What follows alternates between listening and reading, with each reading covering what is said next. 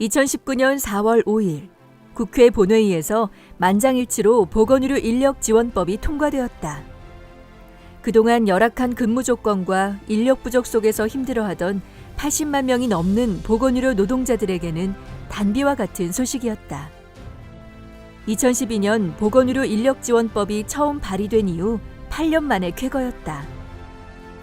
보건의료 인력 지원법은 환자 안전과 의료 서비스의 질을 높이는 데 결정적인 역할을 해나갈 것이다.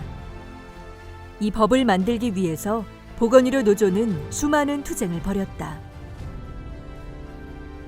대부분의 병원 노동자들은 밤근무를 포함한 3교대 근무에 시달린다. 간호사들은 잠시만요라는 비명 속에 살고 있고 화장실 갈 시간도 없고 점심 먹을 시간도 부족하다.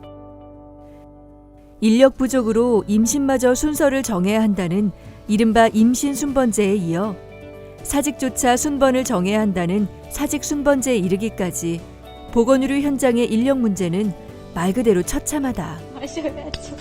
급한데 마음이 빨리 일을 끝내야 되고 할 게 많은데. 그 일례로 2018년 한 해 신규 간호사의 이직률은 42%에 달했다. 환자들을 돌보겠다고 입사했던 신규 간호사들 중에 1년이 안 돼서 그만두는 간호사 비율이 38%나 됩니다.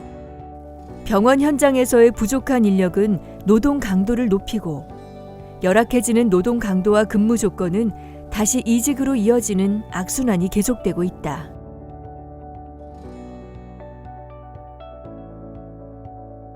보건의료 노동자들의 고통은 국민건강권 문제와 직결된다. 보건의료 노조는 병원 인력 확충이 노동조건 개선과 비정규직 문제 해결의 지름길이라고 판단하고 이를 해결하고자 노력했다. 보건의료 노조는 병원 인력 확충을 위한 투쟁은 2011년 업다운송 전국 캠페인에서 시작되었다. 노래를 만들고 전국 순회 율동팀을 조직하고 지역별로 결합하여 선전전, 문화제 등 시민들에게 병원의 인력이 부족하다는 것을 알려내기 시작했다. 수많은 기자회견, 조합원들과 함께하는 종이학 접기, 인증샷 찍기, 전 조합원 서명운동 등 수많은 활동을 해왔다.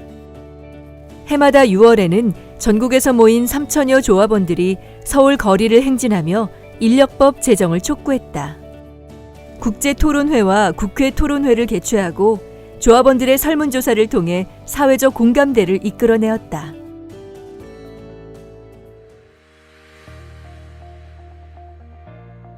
(2019년) 제정된 보건의료 인력지원법은 본칙 총 6개의 장과 20개의 조문 및 1개의 부칙으로 구성되어 있다.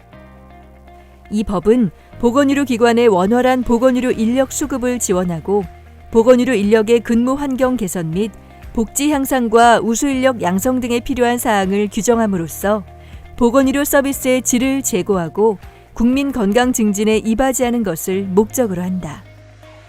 이 법은 국가와 지방자치단체가 보건의료 인력의 수급 관리 및 지원을 해야 한다고 규정한다. 또한 보건의료 인력지원 종합계획을 수립해야 하며 보건의료 인력지원 정책심의위원회를 구성하고 운영할 것을 규정한다. 특히 보건복지부는 보건의료 인력 관리와 지원을 하기 위해 보건의료 인력원을 설치하고 운영해야 한다. 저는 우리나라에서 의료 인력의 문제가 우리나라 의료 시스템에서 가장 심각한 문제라고 생각하고 있습니다.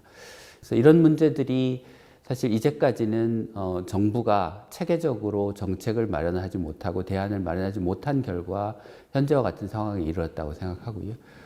보건의료 인력법과 보건의료 인력원이 설립되는 것을 계기로 해서 이런 문제들을 보다 체계적으로 연구하고 대안을 마련하고 정책이나 제도로 실현하는 그런 계기가 되었으면 좋겠습니다.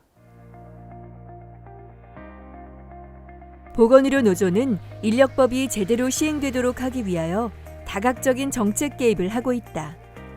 직종 단체들과 함께 보건의료 단체 협의회를 운영하고 있으며 보건의료 인력원 설립을 준비하고 있다. 현장의 인력 문제를 해결하기 위해서 우리 보건의료 노조가 직접 준비하고 국회를 통과한 보건의료인력지원법이 지난 10월부터 발효가 됐죠.